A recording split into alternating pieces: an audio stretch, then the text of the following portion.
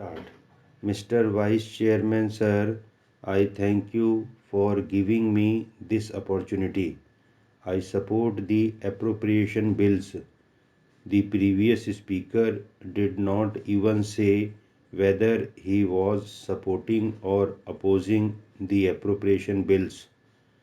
At the very outset, I would like to say that, as usual, the government has come forward with these supplementary demands and we are obliged to support it. I wish to point out some inconsistencies with regard to the 11th Finance Commission. It is true that for the past 20 days there has been a national debate going on the Finance Commission's recommendations. If any state which is legitimately supposed to get more funds is deprived of it, it is natural that it will become more sensitive and it will react. We belong to a regional party. Though it is a regional party, we have been behaving politically with a national outlook. But let me tell you very frankly that it cannot be done at the expense of the development of our state. In that context, I want to bring to the notice of the Honorable Finance Minister certain inconsistencies and certain recommendations which go against the spirit of his advice to the states. Sir, in his last budget speech, the Honorable Finance Minister advocated that the states have to undergo so many reforms. It was said that they have to maintain fiscal discipline, reduce the fiscal deficit, and so on.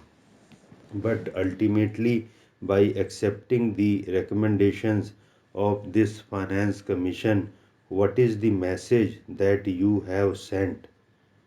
You have given a package of reforms to the states for implementation.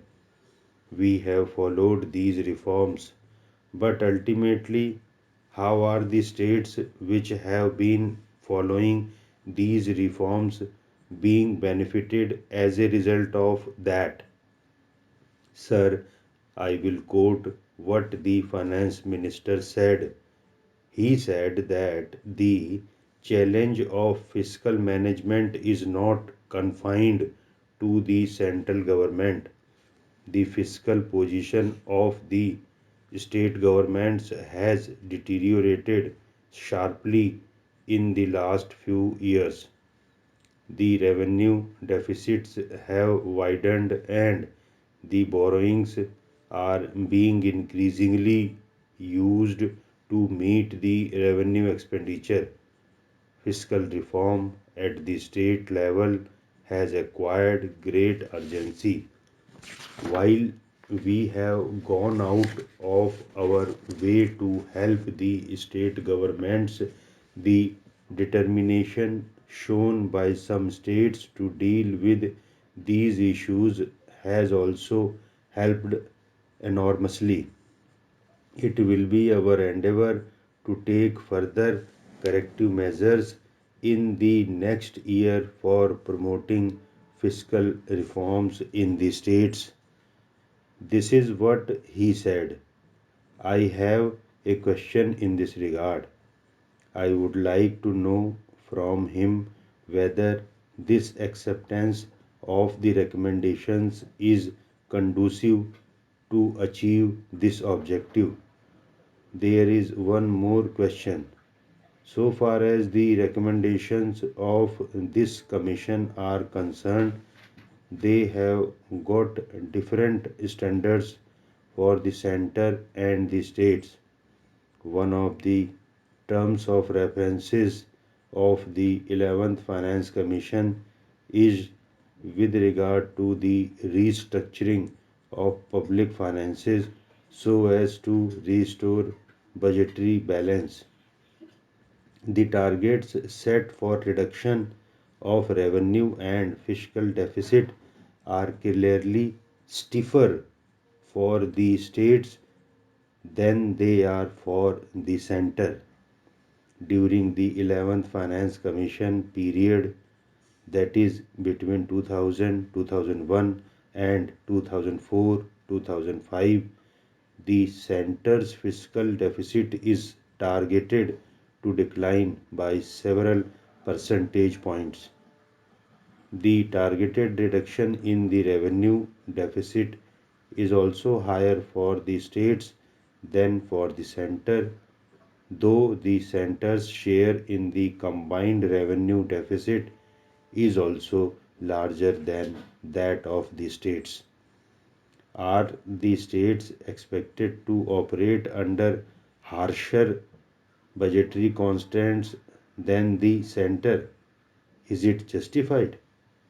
You cannot have a lesser discipline for the center and a stricter discipline for the state. You cannot impose it. Of course, we, in the interest of our own state, have a self imposed discipline and we have been practicing it.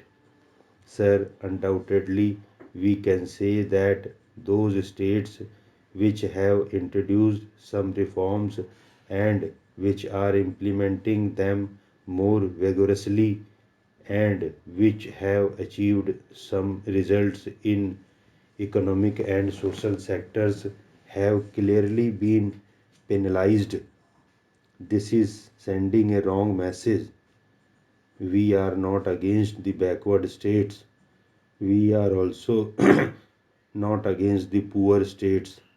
We are aware of the principles which have been enshrined in the directive principles of the Constitution and which aim at eradicating the economic imbalances of various regions of our country. But that does not mean that you can penalize the states which are implementing the reforms. One honorable member from the principal opposition party has been championing the cause of reforms. What is the reward you are giving to the states? Without mincing words, we can say that we are not against the poorer states or the backward states. We request you not to perpetuate poverty. You clarify, fix some cutoff date like you have been considering for population control. If you are going to supplement the states of their continued maladministration and indiscipline in the financial sector, then definitely other states will also indulge in it.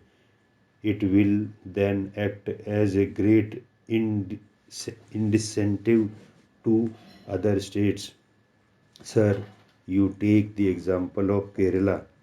It has achieved a very good percentage in literacy, and this achievement was never taken into consideration by the Finance Commission. For all the reforms we have been introducing in our state, we are paying a political price. Today, we have hiked tariffs of electricity and we are facing an agitation against this. The Congress and the other opposition parties are fasting on that issue, but we do not want to go back on the reforms. We do not want to roll back. We are paying a political price for it, and you are penalizing us here for that. Definitely, that is a disincentive. You should consider encouraging those states which are following your advice, which are acting in accordance with your directives, and which are working in the interest of the economy. My only request is that they should not be penalized for the good work that they have been doing. Sir, as far as the subsidies are concerned, it is a strange thing that subsidies of the state have been totally ignored, whereas subsidies of fertilizers and subsidy of railway dividend at the central level have been considered. It has been considered fully.